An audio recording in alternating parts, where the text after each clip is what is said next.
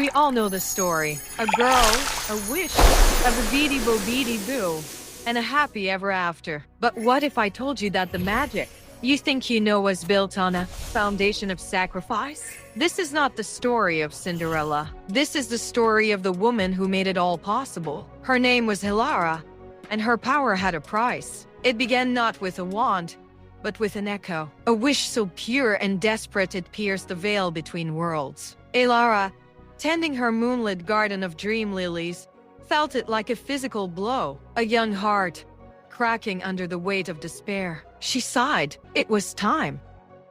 Hilara was not some whimsical being who appeared on a whim. She was a weaver, a member of an ancient order tasked with maintaining the balance of hope in the world. Each act of magic was a transaction, a delicate thread spun from her own essence. Her great book, the Tome of Longing, recorded every soul she had ever helped, and with each entry, a little of her own light faded. Her home was not a cloud, but the withering garden, a place where the dreams of the forgotten took root. Every wilted flower represented a hope she had failed to reach in time. The vibrant ones, like the one now blooming for Cinderella, were her motivation and her burden. She could feel their thirst, their need for the magic she would have to expand. When Hilara appeared to Cinderella, she wasn't just offering help. She was making an assessment. Was this soul worth the cost? The magic required wasn't just about a dress and a coach. It was about rewriting a small piece of a cruel fate. As Cinderella spoke of her faith and her kindness, Hilara saw the resilience in her eyes. It was enough. The bargain was struck, though Cinderella never knew it. Bibbidi-Bobbidi-Boo was a distraction, a simple rhyme to focus the mind of the recipient. The real magic was an act of intense transmutation. Hilara didn't conjure from nothing. She reshaped. The pumpkin was a vessel of potential life, which she accelerated. The mice were creatures of simple loyalty, which she elevated. The magic was drawn from the latent energy of hope and memories within the objects themselves, channeled through Hilara's own life force. The gown was not mere silk and satin. It was woven from solidified moonlight and the echoes of joyful memories Hilara had collected over centuries. As the dress formed around Cinderella, a part of Hilara's own past, a memory of a dance from her own mortal life, detached itself and vanished forever. Fueling the enchantment, she felt the loss like a forgotten name on the tip of her tongue.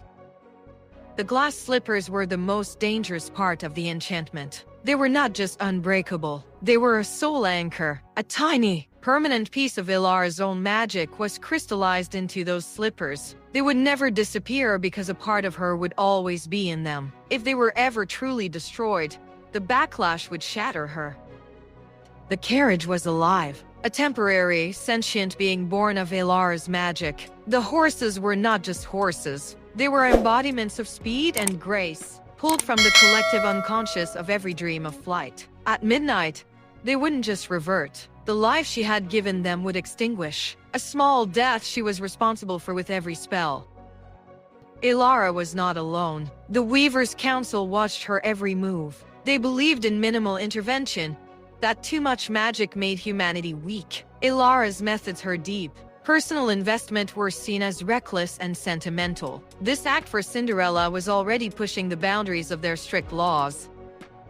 As Cinderella's carriage rolled away, a sign appeared. A messenger hawk, a creature of the council, circled overhead, dropping a single, pristine feather that burned with cold fire. It was a warning. They knew. They knew she was investing too much of herself, breaking the prime rule: do not become attached to the dream.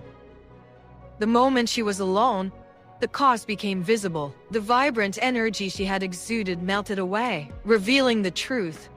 Every major spell aged her. Her shoulders slumped, and lines of fatigue etched deeper into her face. Maintaining the magic until midnight was a constant drain, a thread of her life force stretching across the kingdom to the ball.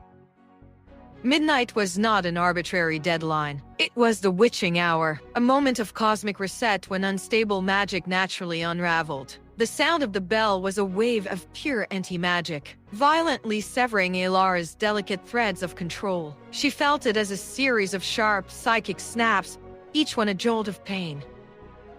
When the spell broke, The recoil flung Ilara back to her garden. The success of Cinderella's dream had come at a cost. To fuel the final, crucial moments of the enchantment, energy had been drawn from the other dreams in her garden. 3 other hopes belonging to other unknown souls in the world had withered and died to ensure Cinderella's slipper was left behind.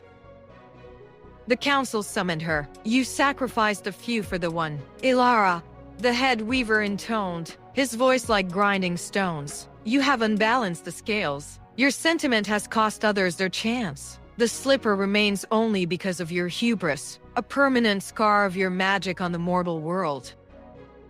Her punishment was not banishment, but a willing penance. To stabilize the magic of the slipper and ensure the prince could find Cinderella, Ilara had to permanently sever a larger portion of her power and memories, sealing them within the tome.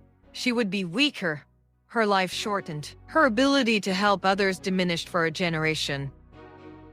She watched the wedding from afar. The joy on Cinderella's face was real. The happy ever after was secured. But for Ilara, it was a victory laced with profound loss. She had given a part of her very soul to create that ending, a sacrifice the story would never record.